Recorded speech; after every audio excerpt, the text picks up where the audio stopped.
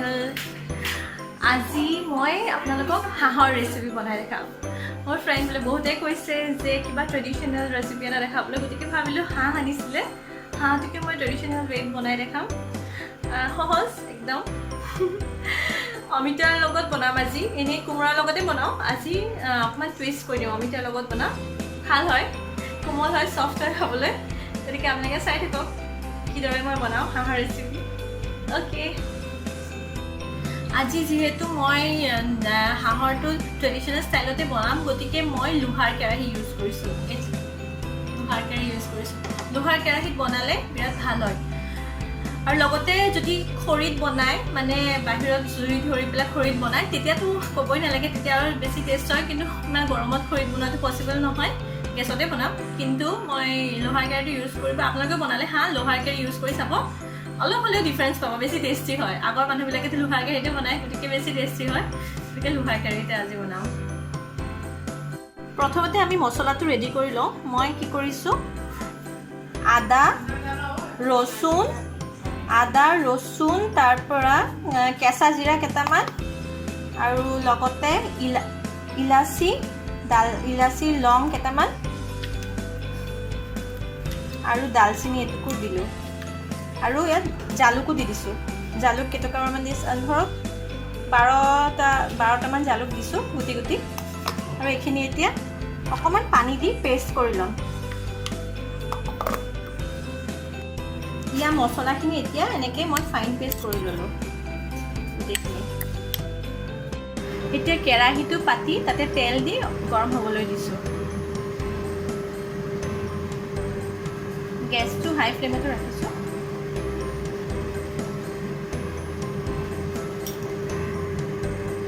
এতিয়া গৰম হৈছে। এতিয়া কি কৰিম, হাঁহৰ মাংস বনাওঁতে কিন্তু তেল বেছি দিব নালাগে। মই একদম কম পৰিমাণে তেল দিছোঁ, কাৰণ হাঁহৰ পৰা এনেও তেল ওলায় যিহেতু, গতিকে তেলটো অলপ কম পৰিমাণে দিব। এতিয়া তেল গৰম হ'ল। এতিয়া কি কৰিছোঁ, মই তেজপাত দুখিলা দি দিছোঁ।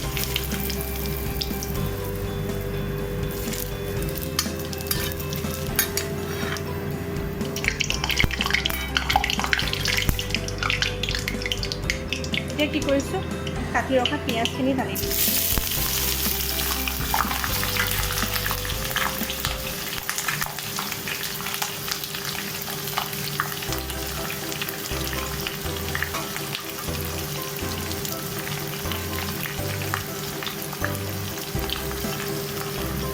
কি কৰিছোঁ, ভালকৈ পিঁয়াজখিনি ৰঙচুৱা হোৱালৈকে ভাজি ল'ব। মিডিয়াম ফ্লেমত পিঁয়াজখিনি ভালকৈ ৰঙচুৱা হোৱালৈকে ভাজি ল'ব। পিঁয়াজখিনি এতিয়া গল্ডেন ব্ৰাউন হৈছে, এয়া মোটামুটি ভাজা হৈছে। এতিয়া কি কৰিম, এয়া পিচি থোৱা মছলাখিনি ইয়াত দি দিম। গোটেই মছলাখিনি ইয়াত দি দিলোঁ।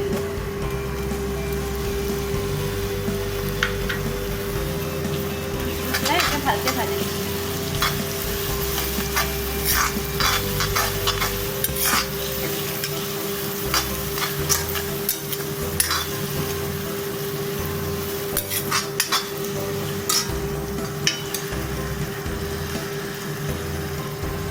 এতিয়া কি কৰিম, এই মছলা ৰখা বাতিটোতো সেইখিনিও দি দিছোঁ, পানী অকণমান দি।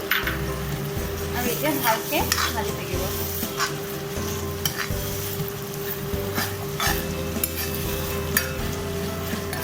মিডিয়াম ফ্লেমত ভাজিব। মছলাখিনি ভালকৈ ভজা হ'ল। এতিয়া কি কৰিম, এই হাঁহৰ মাংসখিনি দি দিছোঁ। মাংসখিনি দি ভালকৈ লৰাই দিছোঁ। অলপ টাইম ভালকৈ ভাজি থাকিব লাগিব।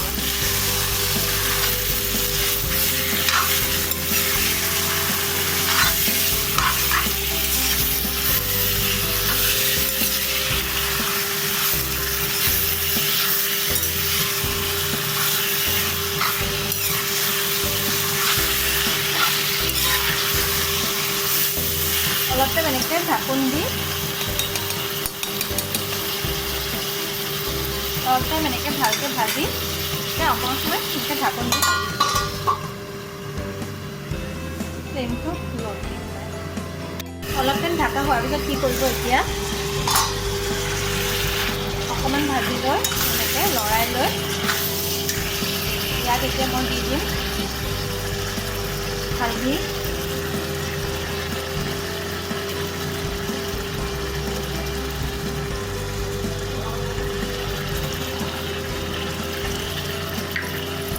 নিমখ,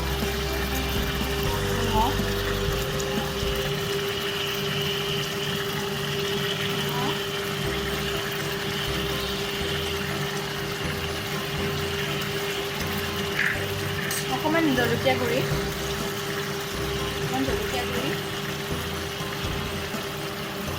অকণমান মিট মছলা,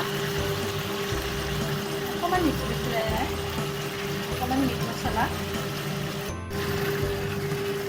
আৰু অকণমান ধনিয়া গুড়ি,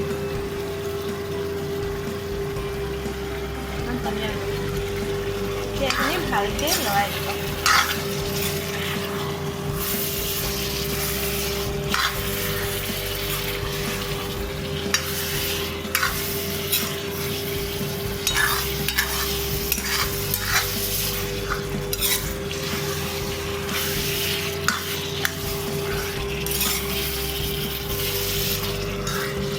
হাঁহৰ পৰা তেল ওলাইছে দেখিছে, এয়া হাঁহৰ পৰা তেল, বহুত তেল ওলায় হাঁহৰ পৰা। সেইটো কাৰণে তেল কমাই দিব লাগে, নহ'লে বিৰাট তেলতীয়া হৈ যায় আৰু অপকাৰো কৰে বেছি তেল খালে। এতিয়া অলপ টাইমৰ কাৰণে আকৌ কভাৰ কৰি থৈ দিম। এতিয়া অকণমান সময় হ'ল, এতিয়া কি কৰিম, মাংসখিনি এয়া কাটি থোৱা আলু আৰু অমিতা এইখিনি দি দিলোঁ।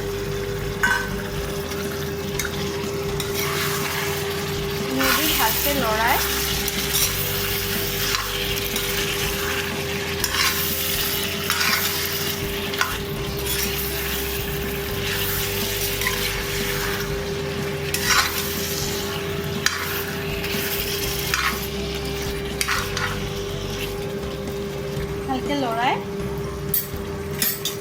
আকৌ 10 মিনিটৰ কাৰণে কভাৰ কৰি দিছোঁ।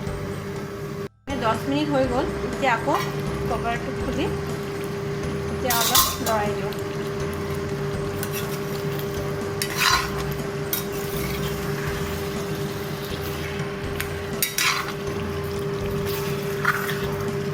তেল ওলাই আহিছে।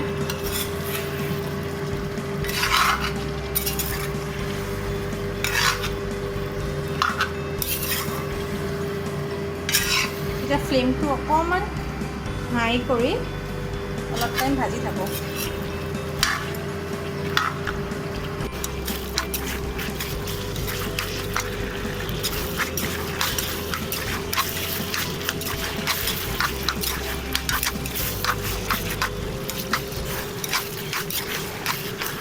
ভাজিলোঁ, এতিয়া আকৌ ঢাকি দিওঁ।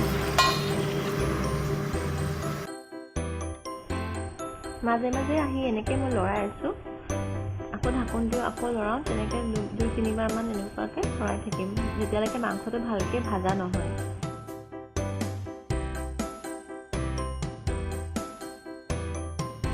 ফ্লেমটো ল'ত ৰাখি আকৌ অলপ সময়ৰ কাৰণে কভাৰ কৰি দিছোঁ। অকণমান পিছত আহি চাম আকৌ।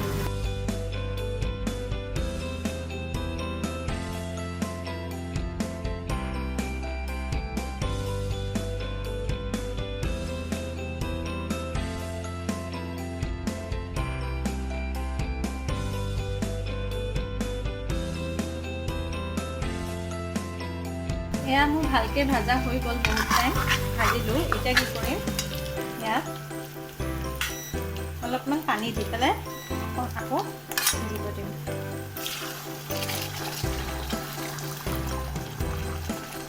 গ্ৰেভিটো হ'বৰ কাৰণে ইয়াত পানী দি দিলোঁ আৰু ভালকৈ সিজিব।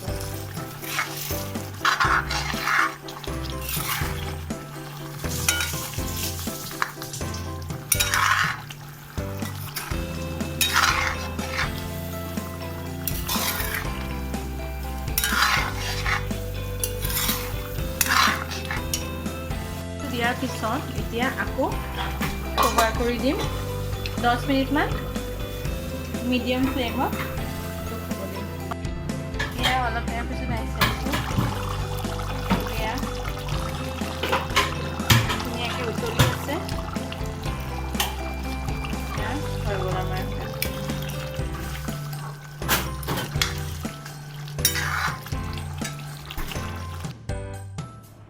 এয়া মোৰ হাঁহৰ মাংস ৰেডি হৈ গ'ল এয়া মই ধুনীয়াকৈ সজাই লৈছোঁ হাঁহ আৰু ভাত আৰু বেলেগ একো বনোৱা নাই হাঁহৰ কালাৰটো দেখিছেনে ইমান ধুনীয়া হৈছে আৰু খাই চাওঁ এতিয়া কেনেকুৱা বা হয় জনাই আছোঁ